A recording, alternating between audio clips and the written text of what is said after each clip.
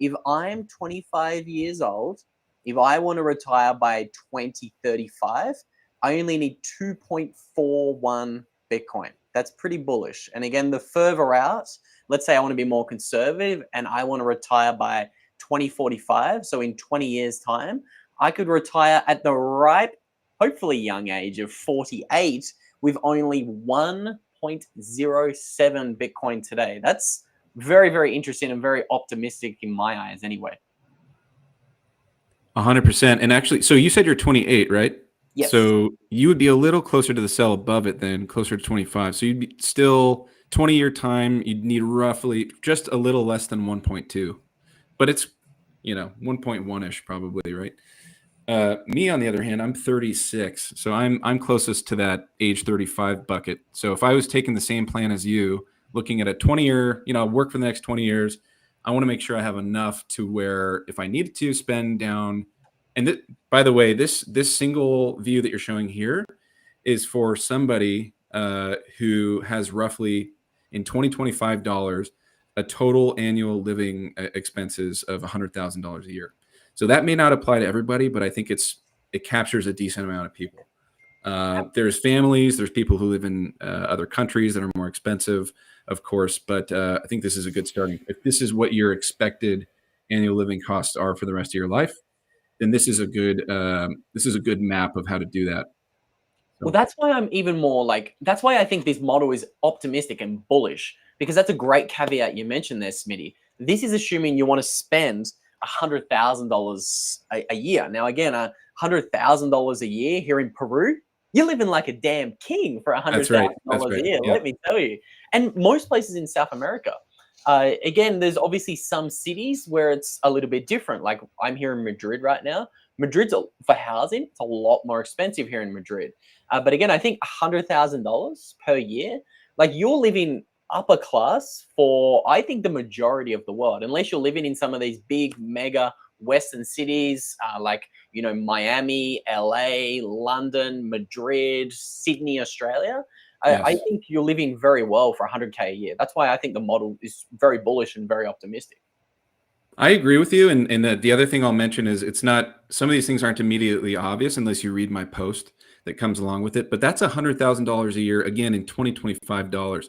So what this model does is every subsequent year from the year of your retirement, it adjusts that up by an annual compounding rate of 7%. So that's even, just to go to your point, I think that's even more bullish, right? Is that this is accounting for the fact that to account for cost of living increase because of inflation, I'm using about 7%, which I think is actually pretty, I can get into why I think that's still pretty conservative. So every year you're increasing that by a compounding rate of 7%. So that starts to become a lot, 10 years, 15 years, 20 years down the line. And this is even accounting for that. And the idea is so that you can always assume that every year until the day you die, you're holding constant your quality of life is what that's trying to do. Yeah, I love that. I mean, 100K a year, you're I don't know where that puts you in regards to, your quality of life, but I'm assuming that might put you in the top 10% of people globally, if not higher. 100K a year is, it's a very nice way to live. I know the median income over there in Australia is something like 40 to 50,000 US dollars.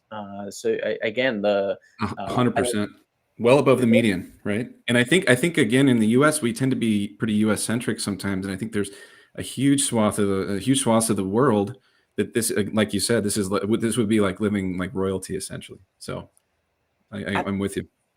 And for the younger people as well, like if we jump on over to the chart, like if you're young and it's 2025, let's say you're like, 20, for example, like you can retire with some pretty low amounts of Bitcoin. Say you're 20 or even closer to that age 15 bucket, you're just entering the workforce. Like you can hypothetically retire with 0.7 Bitcoin by 2060, 0.84 Bitcoin by 2055. So that's in 30 years. And if you're like, 16, 17, just started work. I know a lot of people who are young, they don't have the biggest incomes. They're kind of like, I can't afford to get 4 or 5 or 6 Bitcoin to retire. But again, this model says, look, you can retire on 0.84 Bitcoin by 2055.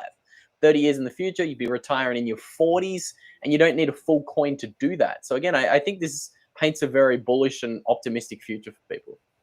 That's key. I think for a lot of people looking at what my hope was, a lot of these people could be using this for not only themselves, but thinking about their family, their kids, maybe even their grandkids, because they want to plan out, and I'm certainly doing this myself, is how much do I need to just sock away and gift to my kids, and maybe, what my kids would need. And it's a very optimistic view, right? It's like you can save a fraction of a Bitcoin and hand that over to your toddler. And I mean, why would you ever, maybe you have other sort of educational retirement funds, you've got 529 plans, you've got this and that, but to put this away and forget about it is, I think, incredible peace of mind for a lot of people who are worried about the upcoming generations. So absolutely. I mean, I love how you break it down. You break it down from 5 years old to 100 years old. So like there was a comment. There was a lady in France that lived to 120. So you gotta change that model, bro, because people live longer these days. That's very fair. There were things that I had to make a decision to sort of leave off the map here, so to speak, because I just can't include everything.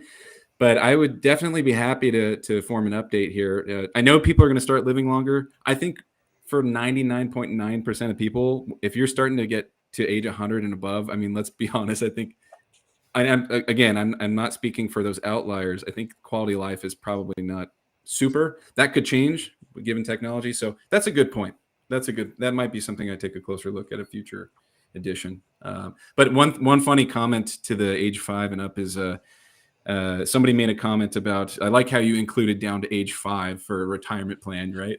And my response was, it's true, bro. Well, I had to make, I'm including retirement plan. Oh, there's no better retirement plan than from diapers to diapers. No, it's true, because look, as a parent, I just had my first daughter, right? Like I'm like, she's getting a portion of my stack, or I hope she does. Actually, I don't own any Bitcoin, but if I did own Bitcoin, I would want to give it to her, and this kind of helps me kind of plan it out for her, right? So I think that's very important. Need liquidity without having to sell your Bitcoin? For more than 6 years now, Ledn has been the trusted choice for Bitcoin-backed lending, with transparency, security, and trust at their core. I absolutely love these guys, and I personally not only have an account with them, but also a loan. And some of the key features that I love about Ledn is the fact that there are no monthly payments. You pay at the end of the term. You also have the ability to roll over the loan as well, and you can pay it back whenever you want. Essentially, what they do is that they help their clients unlock the liquidity of their BTC, allowing you to HODL while still accessing the wealth of your Bitcoin. They've been battle tested with their focus on transparency, security, and trust, allowing them to build a proven track record of client success and security, helping tens of thousands of clients harness the value of their digital assets with confidence and peace of mind. Learn more about what your BTC can do for you today. Simply Bitcoin viewers get 0.25% off their first loan by using the link in the video/podcast description.